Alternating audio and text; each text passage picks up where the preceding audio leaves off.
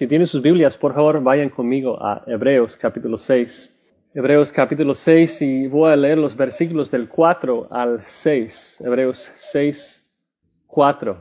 Este pasaje se conoce como la exhortación más horrenda, más fuerte, más terrible de toda la Biblia.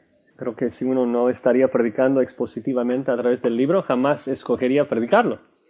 Da pavor, pero Dios lo puso acá en la Escritura porque es útil para nosotros y confío que es exactamente lo que necesitamos escuchar en esta mañana. Hebreos 6, 4. Y espero que al entender correctamente el pasaje seremos confortados al saber de que somos hijos de Dios. Dice así la palabra de Dios en Hebreos 6, 4. Porque es imposible que los que una vez fueron iluminados y gustaron del don celestial y fueron hechos partícipes del Espíritu Santo y asimismo gustaron de la buena palabra de Dios y los poderes del siglo venidero y recayeron, sean otra vez renovados para arrepentimiento, crucificando de nuevo para sí mismos al Hijo de Dios y exponiéndole a vituperio. He titulado este mensaje Peor que perder la salvación. Ahora, la pregunta, ¿por qué ponerle un nombre así? En particular, ya que nosotros entendemos muy bien que la salvación no se puede perder. En una palabra, lo que es peor que perder la salvación es la apostasía. La apostasía es la verdad de que si uno que está en la iglesia y prueba el cristianismo, pero nunca llega a ser salvo, si ese profesante rechaza a Cristo en pleno conocimiento de quién es y lo que ha hecho, Dios declara que es imposible que esa persona sea salva. Es una horrenda realidad. Lo que el texto dice es mucho peor que lo que algunos dicen cuando enseñan erróneamente que la salvación se pierde. ¿Por qué digo eso? La persona que piensa que la salvación se puede perder no entiende cómo funciona la salvación. La trata como una obra humana, que la puedes ganar y luego la pierdes. Y luego lo ganas de nuevo, luego la pierdes y luego la encuentras. Y dependiendo del día es como tú te sientes frente a esa salvación. Entonces yo digo, en ese sistema, perder la salvación no sería tan grave porque luego puedes encontrarla de nuevo. Lo que el pasaje dice es algo mucho peor. Dice que ya que las condiciones que describe se cumplan, es imposible que esa persona sea salva. Entonces ni siquiera es una interpretación honesta pensar que una persona puede perder su salvación y luego arrepentirse de nuevo, porque el texto explícitamente dice que una vez que alguien hace esto, es imposible que sea renovado para arrepentimiento. Ha cruzado una línea desde donde ya no hay regreso. Esto genera, me imagino, muchísimas preguntas en nuestras mentes. Trae a la mente muchas historias, muchas dudas. Preguntas que el texto mismo va a contestar. Preguntas como, ¿quién está en peligro de cometer apostasía? ¿Cuándo es que alguien cruza esa línea? ¿Cómo lo sabemos? Y finalmente, y tal vez más importante, ¿qué debemos hacer para evitar la apostasía? Pero antes de entrar en el texto y tratar de contestar esas preguntas, quisiera tomar un paso atrás y hablar de lo que el texto no puede estar diciendo. Creo que hemos sido bien instruidos en cuanto a la soberanía de Dios y en la salvación. Creo que todos entendemos que la salvación no se puede perder. Pero ya que hay tantas malas interpretaciones que salen desde este texto, quisiera establecer al inicio lo que el texto no puede estar diciendo, y luego vamos a poder entrar en el texto sin problema. Y obvio, podremos estar acá meses y meses hablando de diferentes textos que enseñan que si alguien es genuinamente convertido, que Dios siempre lo va a preservar hasta el final.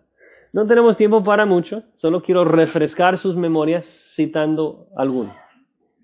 No tienen que buscarlos, yo se los leo. Jesús dice en Juan 10, mis ovejas oyen mi voz, yo les doy vida eterna. No perecerán jamás. Nadie las arrebatará de mi mano. En un sentido ya está, no necesitamos leer más, ¿no? Pero por si las moscas, sí, como dicen. Romanos 8 dice de forma muy clara que los que Dios de antemano amó, los que de antemano conoció, los predestinó. A esos también los llamó, a los que llamó también los justificó, a los que justificó también los glorificó. Todos los que Dios ha justificado ya son glorificados en su mente. Es un hecho. Nada ni nadie puede separarlos del amor de Dios. Es imposible que se pierdan. Pedro dice que vosotros sois guardados por el poder de Dios para alcanzar la salvación. Judas afirma lo mismo, que los llamados son guardados en Cristo Jesús. La Biblia es clarísima. Otra cosa que para mí es muy impactante es recordar que la salvación no es solamente algo que Dios promete hacer para nosotros en el futuro, sino que es algo que ya ha comenzado en nosotros. Dios de hecho ha comenzado esa obra antes de la fundación del mundo, Efesios 1, en la elección. Lo está cumpliendo hoy y lo va a terminar al final. Pablo dice que el que comenzó la buena en vosotros, ¿qué? La perfeccionará hasta el final. El punto ahí no es solamente la garantía de que lo va a terminar, sino que de que Él ya ha comenzado la obra en nosotros. Me pregunto, ¿qué ha comenzado? Bueno, nos ha regenerado. Él ha quitado nuestros corazones de piedra y nos ha dado corazones de carne. Nos ha resucitado de cadáveres espirituales a ser nuevas criaturas. Nos ha dado la garantía, las arras de nuestra herencia hasta la redención de la posesión adquirida, es decir, nos ha dado su Espíritu Santo. Ahora, si un creyente pudiera perder su salvación, Dios tendría que regresarle su corazón de piedra. Dios tendría que hacerle una vieja criatura. Dios tendría que asesinar al creyente, quitándole la vida y dejándolo como cadáver de nuevo. Tendría que ser un mentiroso y romper sus promesas, en particular al quitar la garantía de su redención, el Espíritu Santo. Es imposible. ¿Por qué es imposible? Porque Dios es. Si Dios mintiera, dejaría de ser Dios. Por eso la salvación es segura, porque se basa en la persona y el carácter de Dios, que no puede mentir. Y eso es el tema del capítulo 6 de Hebreos, que en mi opinión personal es uno de los pasajes que más claramente enseña la seguridad de la salvación. Dices, ¿de veras? Si Hebreos 6 enseña la seguridad de la salvación, ¿por qué algunos lo usan para lo opuesto? Bueno, como casi cualquier otra mala interpretación, es porque solamente leen un versículo fuera de su contexto y no continúan leyendo. Si simplemente leera 2, 3 versículos más, sería muy clara lo que el autor quiere decir. Entonces no vamos a ver todo, pero quisiera darles un vistazo de lo que viene después de esa sección. Observen ahí en el versículo 9. Dice, pero en cuanto a vosotros, Hebreos 6:9, oh amados, estamos persuadidos de cosas mejores y que pertenecen a la salvación, aunque hablamos así, porque Dios no es injusto para olvidar vuestra obra. Y luego continúa, exhortando. Habla en el versículo 13 de que Dios hizo una promesa a Abraham y no pudiendo jurar por otro mayor, juró por sí mismo. Dice que en el versículo 17, por lo cual, queriendo Dios mostrar más abundantemente a los herederos de la promesa la inmutabilidad de su consejo, interpuso juramento, para que por 2 cosas inmutables en las cuales es imposible que Dios mienta, tengamos un fortísimo consuelo los que hemos acudido para asirnos de la esperanza pues delante de nosotros, la cual tenemos como segura y firme ancla del alma, y que penetra hasta dentro del velo, donde Jesús entró por nosotros como precursor. O sea, tu salvación no puede ser más segura. Jesucristo ya entró en el lugar santísimo. Estamos anclados por Él ahí. Dios ha jurado salvarnos y Él no puede mentir. Entonces, la Biblia es clarísima. El libro de Hebreos es claro. Pero aún más de esto, ¿Saben qué? La razón más importante de por qué esos versículos, la exhortación de 4 al 6 del capítulo 6, es de que no es lo que enseñan. Esos versículos no enseñan que la salvación se puede perder. Dios no puede contradecirse. Si nosotros interpretamos correctamente Hebreos 6, 4 al 6, veremos que no enseña la posibilidad de que alguien pierda su salvación. Al contrario, enseña algo en un sentido mucho peor. Nos habla de una imposibilidad. Entonces esto, más o menos, nos hace listos para entrar en el texto. Si Dios permite, vamos a estar viendo los versículos del 4 al 8, viendo 3 razones por las cuales es imposible que un apóstata sea salvo. El propósito es para que nosotros tengamos plena certeza mientras perseveramos al final. La primera razón, el apóstata no puede ser salvo por lo que ha hecho, versículo 4. En el original, la primera palabra ahí es la palabra imposible. Es demasiado enfático. Tan enfático que creo que el párrafo es difícil de comprender, porque si nos preguntamos, ¿qué es imposible? Bueno, dice imposible que los que una vez fueron esto, y luego el otro, y luego el otro, y luego... El verbo no viene hasta el versículo 6. Es imposible que sean otra vez renovados para arrepentimiento. Imposible que se arrepienten. Ahora, desde allí a lo mejor dices, uy, esto suena mal. ¿Cómo que imposible que se arrepientan? Dios es lleno de amor, ¿no? Lleno de gracia. ¿Cómo vas a decir imposible que alguien se arrepienta?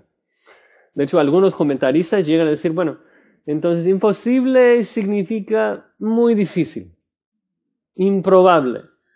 Como que si alguien comete apostasía, es muy improbable que regrese. El problema con esto es que no es lo que dice. Y la palabra siempre significa lo mismo. Si brincamos al versículo 18, ¿qué significa ahí cuando se usa de nuevo? ¿Que es muy improbable que Dios mienta?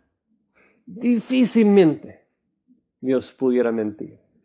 No es que es imposible, es imposible. Jamás pudiera ocurrir. Entonces voy a explicar los detalles más tarde, pero recuerden esto. Es tan imposible que un apóstata sea salva como lo es que Dios sea un mentiroso. Es imposible. Imposible. Y entre esa palabra imposible y el verbo, en el versículo 6, hay 6 condiciones. 6 cosas que definen que una persona ha llegado a ser un apóstata. Primero 5 cosas que le preparan y luego en el versículo 6 describe su caída. Entonces quisiera pensar juntos un poco en esas 5 cosas que hacen que una persona sea propensa a la apostasía. Las características de lo que el apóstata ha hecho. Y observen ahí en el versículo 4 que empieza diciendo es imposible que los que una vez fueron. Y eso es muy interesante que dice los. Digo que es interesante porque el autor hasta este punto siempre ha estado dirigiéndose hacia su audiencia con muchos pronombres. Nosotros, vosotros. Y ahora sigue dirigiéndose al mismo grupo, pero describe a ellos, los que salen. Describe a otro grupo. No dice nosotros que cometemos apostasía. ¿Por qué no dice esto? Porque el autor sabe muy bien que él es un creyente. Y un cristiano no puede cometer apostasía. Esa es la primera pista de que el autor no está describiendo a una persona genuinamente salva. Sin embargo, muy importante recordar esto. Algunos piensan, este pasaje habla de apóstatas y se dirige a apóstatas. Este pasaje no me aplica a mí. No tiene sentido así. La Biblia no se dirige a incrédulos, no se dirige hacia los apóstatas, se dirige hacia los escogidos. Y debemos aprender del texto. Todos debemos beneficiar de esa exhortación. El punto es que se dirige a nosotros en la iglesia, pero no describe a nosotros, describe a otro grupo, describe a los apóstatas. ¿Ven la diferencia? Se dirige a nosotros, podemos beneficiar, pero no describe al creyente, describe al apóstata. Un apóstata es alguien que nunca ha sido salvo de verdad. Y esto se ve en el lenguaje que el autor utiliza con estos 5 elementos, ¿no? Dice que fueron iluminados, que gustaron del don celestial, que fueron hechos partícipes del Espíritu Santo, que gustaron de la buena palabra de Dios, los poderes del siglo venidero. Y obvio, hay algunos que dicen, ajá, ya está. Eso describe seguramente a un creyente. Dice que participa del Espíritu Santo. Tiene que ser un creyente que luego pierde su salvación. Casi. Y es el punto. Casi describe a un creyente. Ha gustado, ha probado todo lo que Cristo ofrece. Ha experimentado al máximo todas las bendiciones acá en la iglesia. Ha gustado los poderes y los milagros del Espíritu. Ha participado de todo. Pero el punto es que solo ha gustado. Solo ha probado.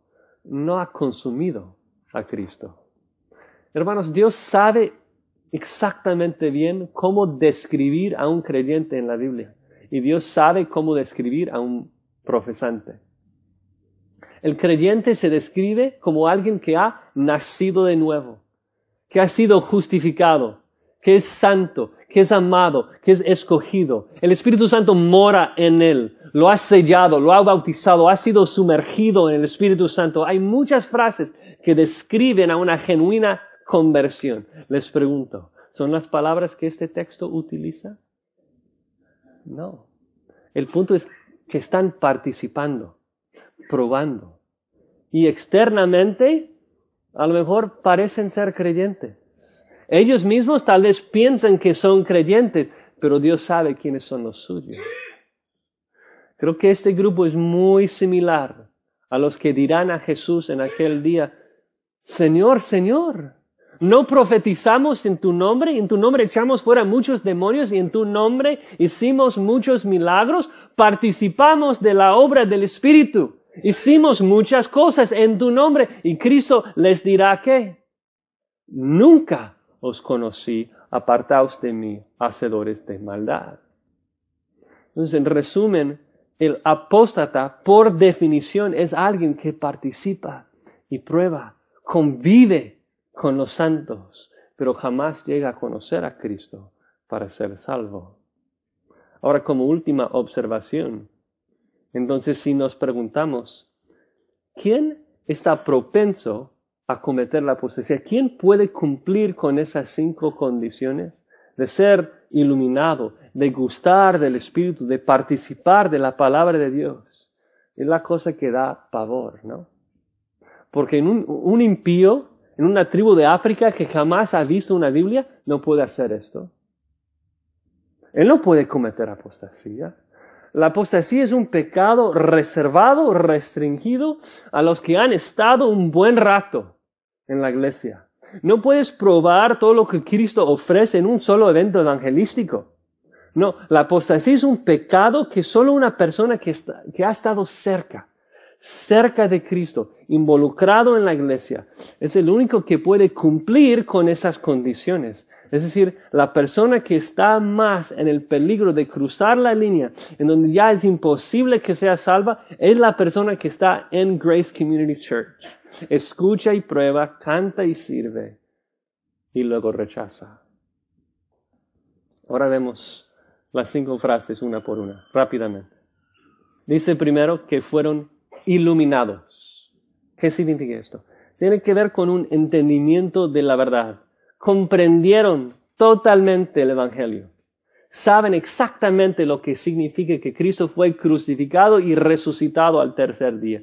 Tienen una doctrina sana. Entienden la verdad así como los demonios lo saben. Han estado en la iglesia. Han sido aceptados. De hecho, esa palabra iluminado se usa mucho en los primeros siglos para hablar del bautismo. Es una iluminación en el sentido de una iniciación.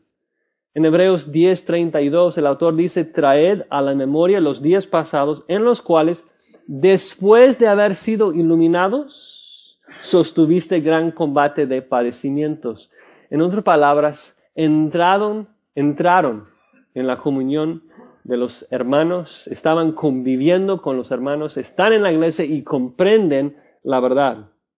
Luego dice que gustaron del don celestial, probaron. Ahora, muchos comentaristas también dicen que esto se refiere a la cena del Señor, el pan y el vino que debemos comer, debemos gustar. La palabra así se utiliza también en los primeros siglos de la iglesia. Y es posible, tal vez no se puede saber con certeza. Lo que es obvio en el texto es que solamente gustaron, probaron, experimentaron. Y hablando de dones celestiales, del don celestial, Hebreos 2, 3 al 4, el autor explícitamente dice de que Dios testificó a los hebreos a través de señales, de prodigios, de diversos milagros y de repartimientos del Espíritu Santo. Es decir, los hebreos han gustado del todo. Luego dice aún más que fueron hechos partícipes del Espíritu Santo. Observen, no dice regenerados por el Espíritu Santo, no bautizados por el Espíritu Santo, no sellados por el Espíritu Santo. La idea acá es de que no solamente gustaron de los dones que otros hacían, de que vieron, sino que ellos mismos participaron. Ellos participaron de la obra del Espíritu. En el original, la palabra Espíritu no lleva artículo, da esa sensación de que participaron. Pero otra vez, el hecho de profetizar en su nombre, y echar fuera demonios y hacer muchas cosas externas, no significa que Cristo desconoce. Sigue diciendo que asimismo gustaron de la buena palabra de Dios y los poderes del siglo venidero. En otras palabras, no hay ninguna área que les queda por aprender. Han gustado del todo. Estaban expuestos a la buena palabra de Dios semana tras semana, una dieta constante de predicaciones. Gustaron también de poderes fuera de este siglo, cosas celestiales.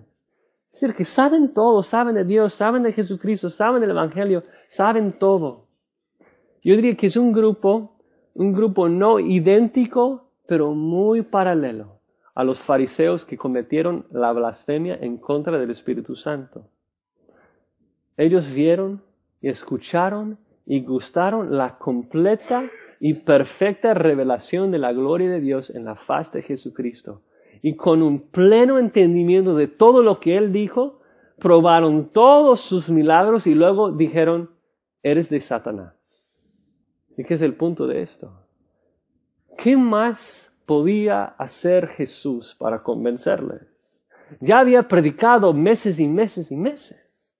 ¿Qué otra señal podía hacer? Ya había sanado a miles, ya había alimentado a miles.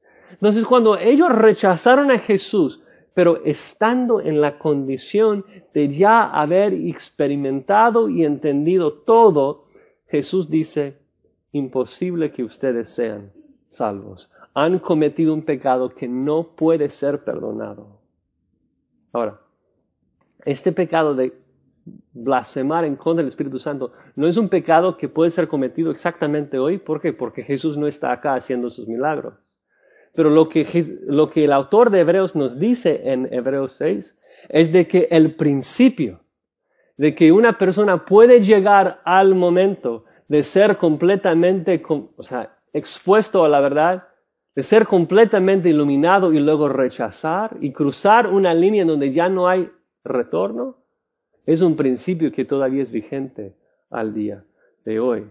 Entonces, cuidado, mucho cuidado, tú que me escuchas en esta mañana, que estás acá en la iglesia, pero por un buen rato. Y estás al borde de la salvación, pero todavía no has doblado tu rodilla delante de Dios y de su Hijo Jesucristo. No sabes, no lo sabes, pero estás de un pie de la apostasía. Lo que prepara el corazón para la apostasía es estar cerca. Estar cerca de Jesucristo, pero nunca llegar a ser salvo. Los que están en peligro son los que tienen mucha luz, los iluminados, que prueban de todo, pero jamás toman su cruz para seguir a Cristo. Y el texto nos está diciendo que si no doblas tu rodilla ahora, no sabes si hoy a la tarde ya habrás cruzado una línea donde ya no hay regreso. Bueno. El punto 2, segunda razón por la cual es imposible que un apóstata sea salvo. Lo que un apóstata haría, versículo 6. ¿Por qué es imposible? Después de establecer todo lo que prepara el apóstata dice esto. Si estando en esa condición de un pleno entendimiento y así se aleja y cae, entonces es una caída irreversible. La palabra original no es recaer en el sentido de caer una segunda vez, sino que habla de énfasis. Es una caída final, un regreso final al mundo. La idea es de que cayeron y estarán cayendo hasta que llegan al fondo del infierno. Es una caída final. Ahora, ¿por qué digo que estarán cayendo hacia el fondo del infierno? Porque es lo que Jesucristo nos enseña. Jesucristo nos enseña de que el que tiene más luz tiene más ¿qué? Responsabilidad. ¿No? Judas, ¿por qué se fue a su propio lugar? ¿Porque era un asesino homosexual terrible? No, sino porque vivía cerca de ¿quién? De Jesús, y lo rechazó. Recuerden que cuando Jesús habla de las ciudades en donde Él había predicado muchos sermones, que gritó, ¡ay de ti, Capernaum! Que eres levantada hacia el cielo, hasta el Hades serás abatida. Porque si en Sodoma se hubieran hecho los milagros que han sido hechos en ti, habría permanecido hasta el día de hoy. Por tanto, os digo que en el día de juicio será más tolerable el castigo para la tierra de Sodoma que para ti.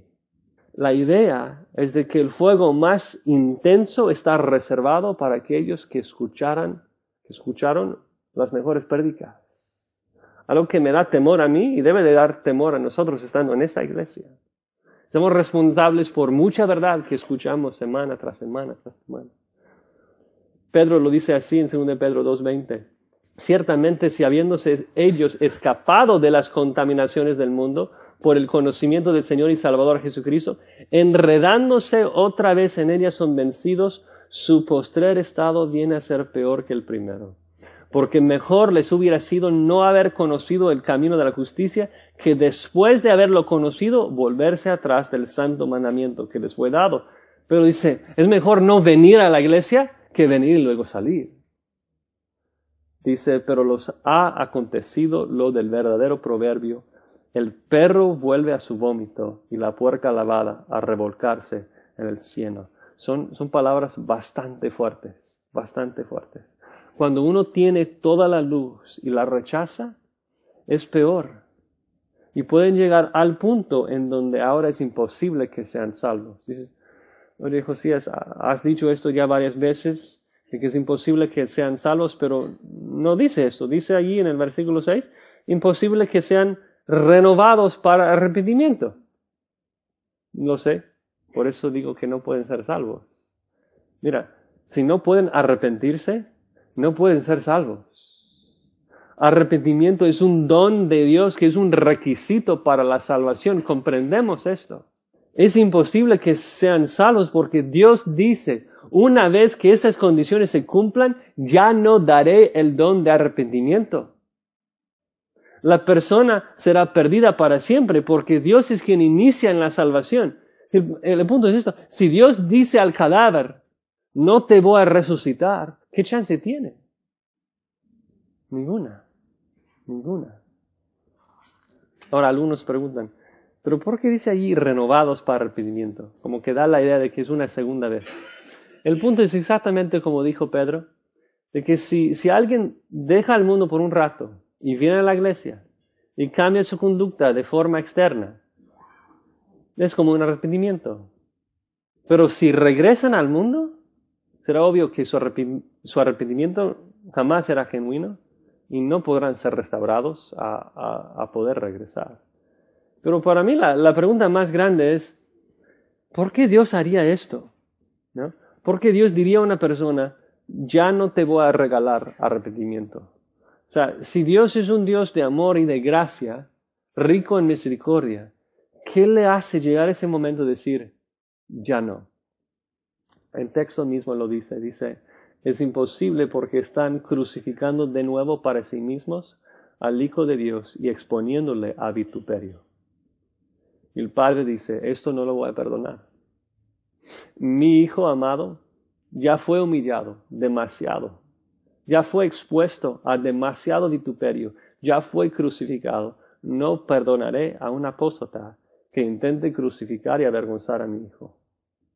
Observen, no dice Jesús, no dice Cristo, dice están crucificando de nuevo para sí mismos ¿a quién? Al Hijo. Al Hijo. El Hijo del capítulo 1, el resplandor de la gloria de Dios, la imagen misma de su sustancia, el que está sentado a la diestra de la majestad en las alturas. El punto acá es de que si alguien sabe todo del Hijo, sabe quién es, sabe qué ha hecho, que ha sido crucificado para los pecados del pueblo, que ha sido levantado por el Padre al tercer día, y luego rechaza a ese sacrificio, en la mente de Dios es equivalente a clamar otra vez, crucifícalo. Si escuchas todo en cuanto a la primera crucifixión y lo rechazas, el Padre lo toma como si ese apóstata fuera crucificando de nuevo al Hijo, otra vez exponiéndole a vergüenza. Y la idea acá, observen que dice crucificando para sí mismos. ¿Qué significa esto? El Padre lo toma como una crucifixión personal y privada que el apóstata tiene ahí, crucificando de nuevo para sí mismos al Hijo de Dios. Cuando una persona experimenta todos los beneficios del Espíritu, entiende quién es Cristo, de que fue crucificado, que el Padre lo levantó y luego lo rechaza, el Padre lo ve como que si esa persona fuera escupiendo en la cara de su amado Hijo y dice, una vez que cruzan esa línea, jamás lo perdonaré. En Hebreos 10 el autor lo dice así, ¿cuánto mayor castigo pensáis que merecerá el que pisoteare al Hijo de Dios y tuviera por inmunda la sangre del pacto en la cual fue santificada? Dice, horrenda cosa es caer en manos del Dios vivo. No puedes imaginar la ira de Dios, la ira de un Padre ofendido y omnipotente. Ahora, antes de continuar, quisiera hacer algunas aclaraciones teológicas. Es un texto difícil que está generando, sin lugar a dudas, algunas preguntas en nuestras mentes. Y vamos a tomar unas pausas a lo largo del sermón para tratar de aclararlas. Primera aclaración.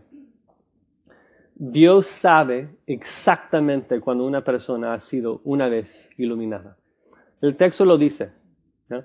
Allí en el versículo 4 dice, los que una vez han sido iluminados. Es decir, en la mente de Dios es una línea objetiva muy marcada, muy clara. Y dice, los que una vez cumplan con estas 6 condiciones es imposible que sean salvos. Dios sabe exactamente dónde está esa línea.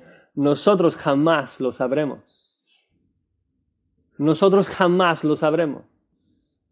Dice, bueno, una persona llegó a nuestra iglesia, asistió un mes, escuchó 4 sermones, pero el pastor Henry Tolopilo seguramente ha llegado al estado de ser completamente 100% iluminado, así que si ahora regresa al mundo, jamás puede ser salvo, ni vale la pena orar por él. No es lo que el texto está diciendo. No es lo que está diciendo. No sabemos cuándo es que alguien llega a estar en esa condición de poder cometer apostasía. Jamás nosotros podemos sentarnos en el trono de Dios y decir, este ya no tiene esperanza. Siempre podemos y siempre debemos orar. Tomando las palabras de Spurgeon, así como los escogidos no llevan la letra E en sus espaldas, los apóstoles tampoco tendrán la letra A, ¿no?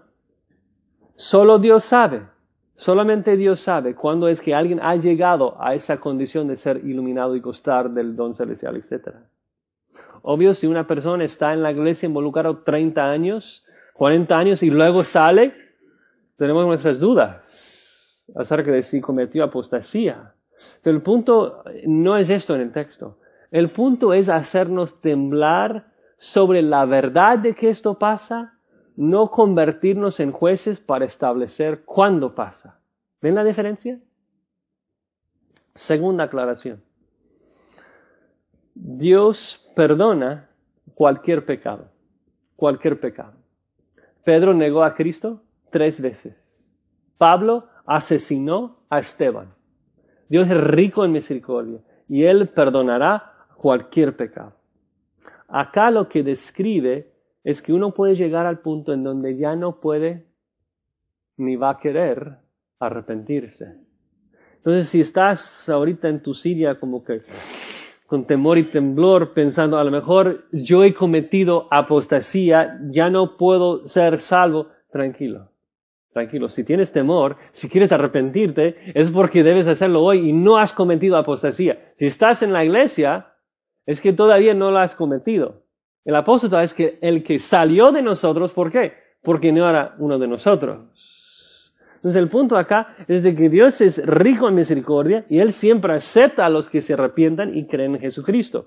El texto no está hablando de un pecado en particular, está hablando de un proceso, de que tú puedes rechazar y rechazar y escuchar hasta el punto en donde ya no podrás ni querrás arrepentirte. Es la definición de un apóstata, como Judas. Judas supo que había hecho mal, sintió mal, intentó regresar el dinero, lloró amargamente y luego ¿qué hizo? ¿Fue y pidió perdón Jesús? No, se fue y se ahorcó. Había llegado al punto en donde ya le era imposible ir a Cristo y pedirle perdón. Ya no quiso, prefirió ahorcarse. Otro ejemplo, si vayan conmigo a Hebreos capítulo 12. Hebreos capítulo 12 es Esaú. Voy a comenzar leyendo desde el versículo 16. Hebreos 12, 16 dice: no sea que haya algún fornicario profano como Esaú, que por una sola comida vendió su primogenitura. Hebreos 12, 17, observen. Porque ya sabéis que aún después, deseando heredar la bendición, fue desechado y no hubo oportunidad para el arrepentimiento, aunque la procuró con lágrimas. Ahora observen muy bien el género de las palabras, cuáles son femeninas y cuáles son masculinos. Dice ahí de que deseaba heredar la bendición, fue desechado, no hubo oportunidad para el arrepentimiento, aunque la procuró con lágrimas. ¿Qué procuró con lágrimas? No el arrepentimiento, con lágrimas procuró la bendición. No es de que Esaú quiso arrepentirse y Dios no le dejó. No, al contrario, quiso ser bendecido. ¿Quién no quiere bendición? Quiso la bendición, la procuró con lágrimas, pero no pudo arrepentirse. Estaba llorando, pero sus lágrimas le guió a la muerte, como Judas, no arrepentimiento. El punto es igual de que si rechazas y rechazas, puedes llegar al punto en donde ya no podrás ni querrás arrepentirse. Dios te ofrece arrepentimiento hoy. Cree en Cristo, hoy serás salvo hoy, mañana no te lo puedo garantizar. Ahora la última razón por la cual un apóstata no puede ser salvo, y es por lo que hace. Hay una ilustración en los versículos del 7 al 8, una ilustración de lo que un apóstata hace, o tal vez lo que no hace en cuanto a sus frutos. Dice así, Hebreos 6, versículo 7. Porque la tierra que debe la lluvia, que muchas veces cae sobre ella, y produce hierba provechosa a aquellos por los cuales es labrada, recibe bendición de Dios. Pero la que produce espinos y abrojos es reprobada, está próxima a ser maldecida, y su fin es el ser quemada. Ahora, el autor nos da una ilustración de lo que hemos visto hasta este punto. Es decir, no nos va a hablar de nuevos conceptos, nos da una ilustración de lo que nos viene diciendo, utilizando una ilustración de la agricultura, de un terreno.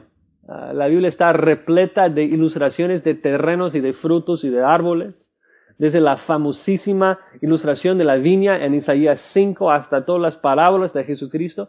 La Biblia está llena de estas ilustraciones. Y observamos algunas cosas específicas de esta ilustración. Dice, la tierra o el terreno que bebe la lluvia. Es decir, estamos en la iglesia, es obvio que la persona es el terreno, y que si estamos en la iglesia, estamos todos bebiendo la lluvia que cae sobre nosotros. De hecho, parte del punto es que todos que estamos en la iglesia estamos constantemente recibiendo la misma lluvia. Escuchamos los mismos sermones. Y el lenguaje nos regresa a los apóstoles israelitas del capítulo 3, que gustaron de lo mismo. Todos vieron los milagros, todos salieron con Moisés, todos escucharon las mismas palabras, algunos unieron el mensaje con fe. La mayoría de ellos cayeron en el desierto por no creer. Algo interesante que fortalece esa idea en el original es de que en el versículo 7 y 8 en el original no hay dos tierras, como parece un poco en la Reina Valera. Es el mismo terreno hipotético. Versículo 7 dice, una tierra bebe la lluvia y produce hierba buena. Versículo 8, si esa tierra que recibe la lluvia produce espinos y abrojos, es reprobada. Entonces hay una tierra hipotética, recibe lluvia. Si produce hierba buena, bendición. Si produce hierba mala, próxima a ser maldecida. La ilustración también enfatiza lo mismo que hemos visto, que estamos hablando de gente que tiene un buen rato. No son visitas en la iglesia, son miembros de la iglesia, han estado tiempo. ¿Por qué digo esto? Porque el autor dice que reciben la lluvia que muchas veces cae sobre ella. Es algo continuo, que han recibido mucha lluvia, mucha bendición de parte de Dios al escuchar muchos sermones, al estar involucrado con muchos hermanos. Luego dice que esta tierra es labrada. Es decir, alguien hizo el trabajo de mandar labradores a la tierra para hacer la obra. Si luego la tierra produce hierba provechosa, pues el dueño está contento, ¿no? Y sabemos que en la ilustración ese dueño es Dios porque lo dice explícitamente, recibe bendición de Dios. Es decir, en la ilustración, la tierra que produce hierba provechosa ilustra a una persona salva. Obvio, no gana la bendición de Dios por su fruto, sino que su fruto, como lo es en la agricultura, es demuestra de la previa obra de Dios en su vida. Pero el punto acá no es tanto hablarnos de ellos, sino versículo 8. La pregunta es la que sigue. ¿Qué tal si recibe lo mismo, pero produce espinos y abrojos? Es decir, la tierra es labrada. La tierra recibe mucha lluvia, pero luego no produce nada. Si ese fuera el caso, entonces es reprobada. La palabra significa inútil. Literalmente no pasa la prueba. No pasa la prueba. Y otra vez, la pregunta es, ¿qué más puede hacer Dios? A lo mejor uno dice, bueno, el terreno no produjo nada, pero hubo una sequía, no hubo agua. Entonces entendemos. Pero ese terreno es que recibió todo. La tierra fue labrada, recibió la lluvia. Refleja las palabras de Isaías 5:4, en donde Jehová dice, ¿qué más se podía hacer a mi viña que yo no haya hecho en ella? ¿Cómo esperando yo que diese uvas, ha dado uvas silvestres? Si se hizo todo y no produjo nada sino espinos, entonces en el mundo de la agricultura está próxima a ser maldecida y su fin es el ser quemada. Ahora, tal vez, como fue mi caso la primera vez que lo leo, digo, ok, entiendo la ilustración. Habla de la salvación. Si el terreno produce hierba provechosa, es salva. Si produce hierba mala, es una apóstata, va al infierno. Interesante, espera. No es lo que dice. Observen muy claramente lo que dice. No dice que ya es maldecida, sino que lo van a quemar porque no pasó la prueba y que está próxima a ser maldecida. Eso es muy importante. Tal vez no trabajamos en el campo, entonces no entendemos la ilustración. Escuchamos su fin es el ser quemado y pensamos ¿qué? Infierno, llamas. Pero ¿por qué es que alguien quema una tierra en el primer siglo? No para destruir el terreno, sino para hacerlo fértil. No pierdan este punto. El autor sí exhorta fuertemente, pero es un pastor tierno. Nos exhorta no para condenar, sino para rescatar, para restaurar. Él sabe que habla a personas en la iglesia. Se dirige a personas en la iglesia que no son apóstatas todavía, ¿no? Obvio, si salen de la iglesia es porque nunca eran. Pero el punto es que están en la iglesia escuchando la carta. Si están escuchando la carta es porque no habían salido todavía. Y el autor ruega con ellos. Y dice, me parece que están cerquitas. Están próximos a ser maldecidos. Y el autor está muy preocupado por ellos. Ahora, ¿cómo aplicamos todo esto? ¿Cómo pensamos en ese terreno?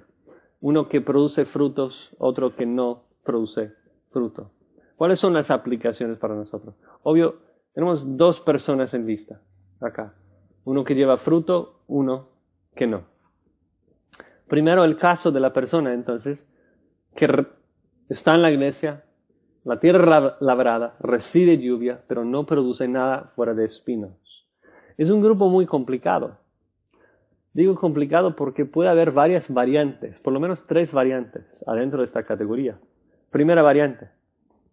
Una persona que viene a la iglesia, escucha la sana doctrina, no lleva fruto, y luego deja de asistir y regresa al mundo.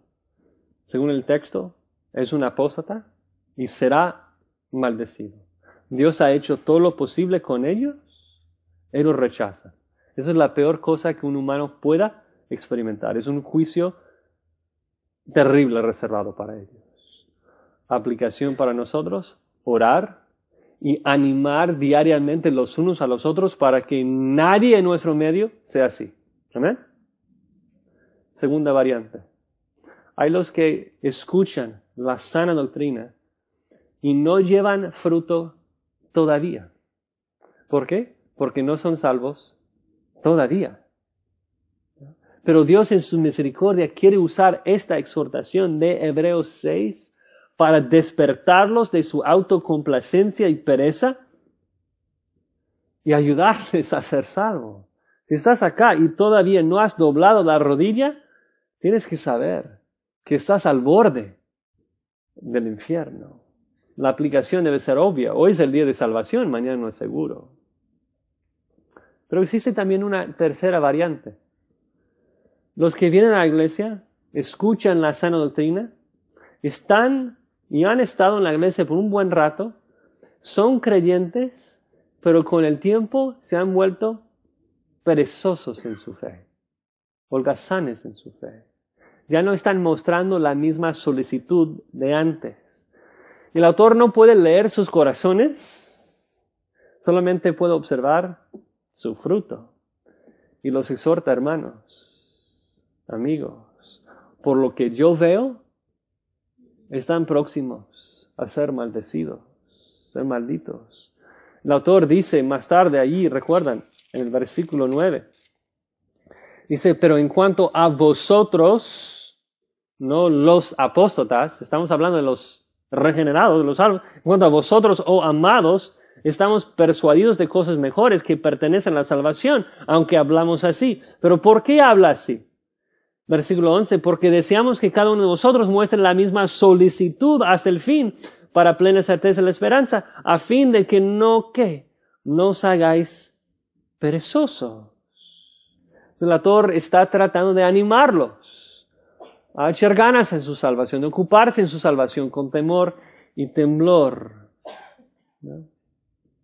Entonces, en aplicación, este tipo de gente debe escuchar la exhortación, arrepentirse y comenzar a dar buenos frutos. Eso es el fin que el autor quiere, que Dios use la exhortación como un medio en la preservación de sus santos.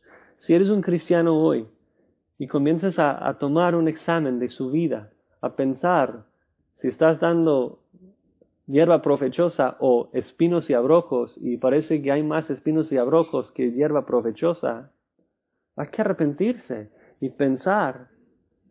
Esa exhortación significa que a lo mejor me estoy engañando a mí mismo. Tal vez estoy al borde de...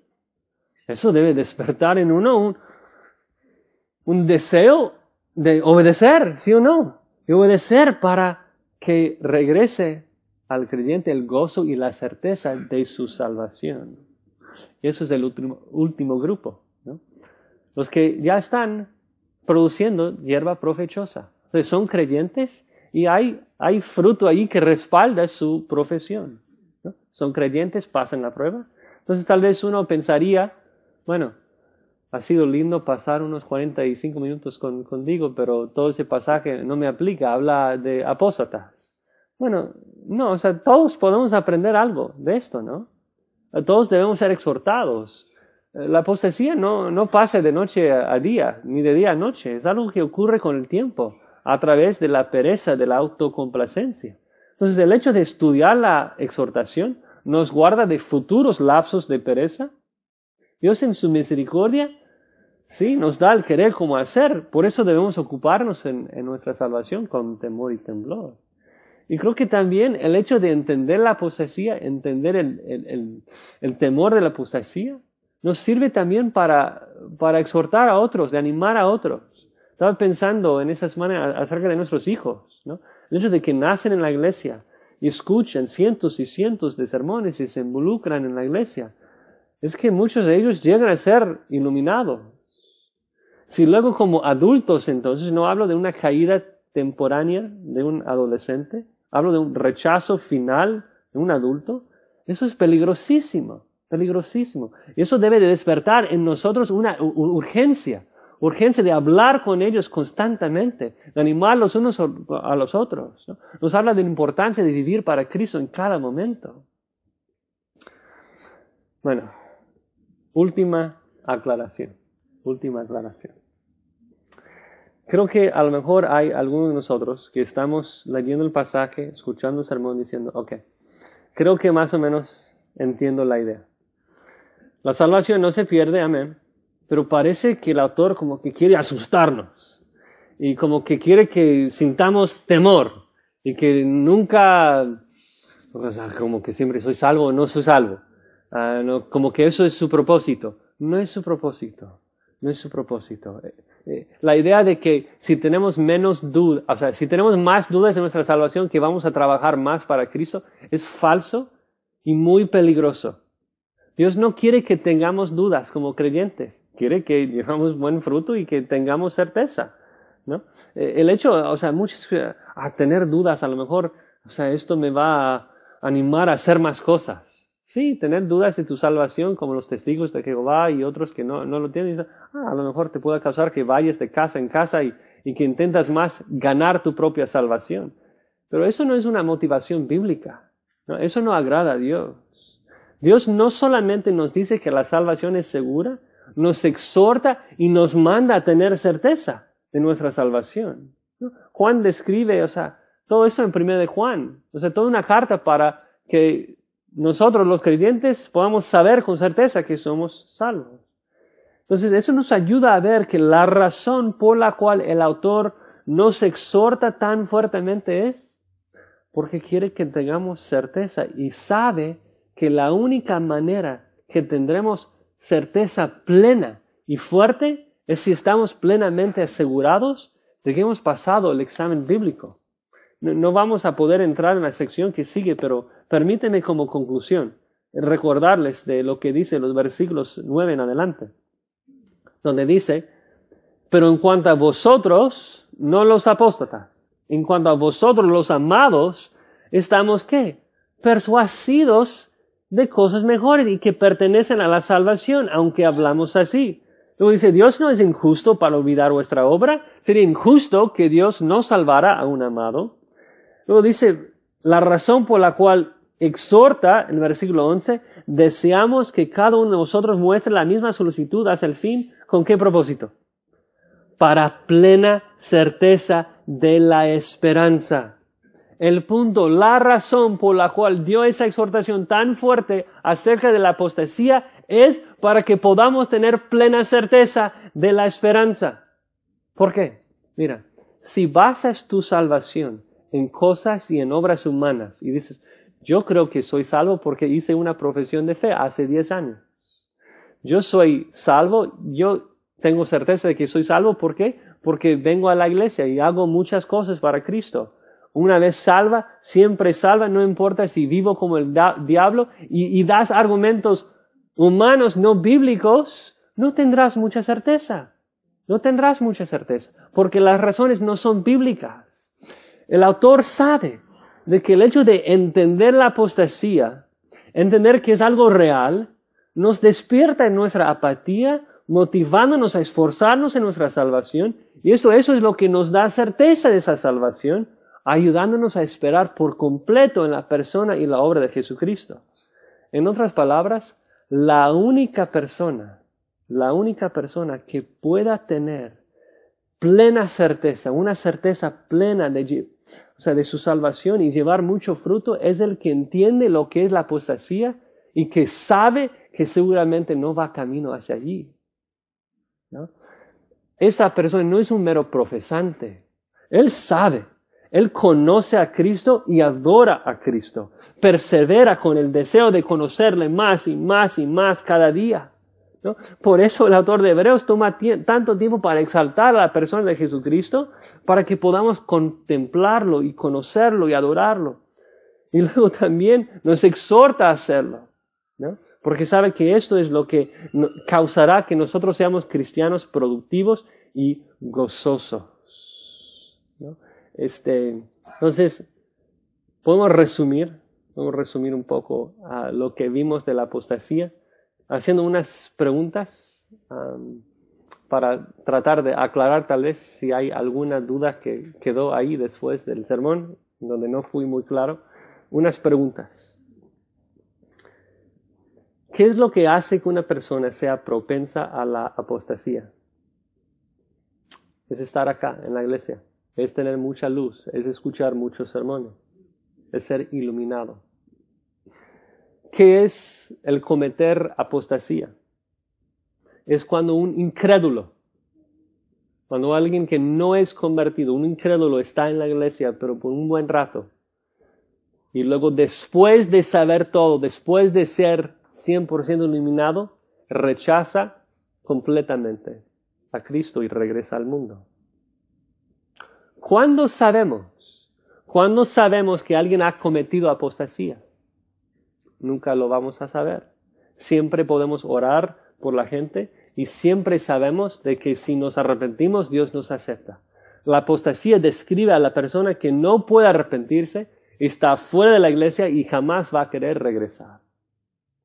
¿Qué debemos hacer para evitar la apostasía?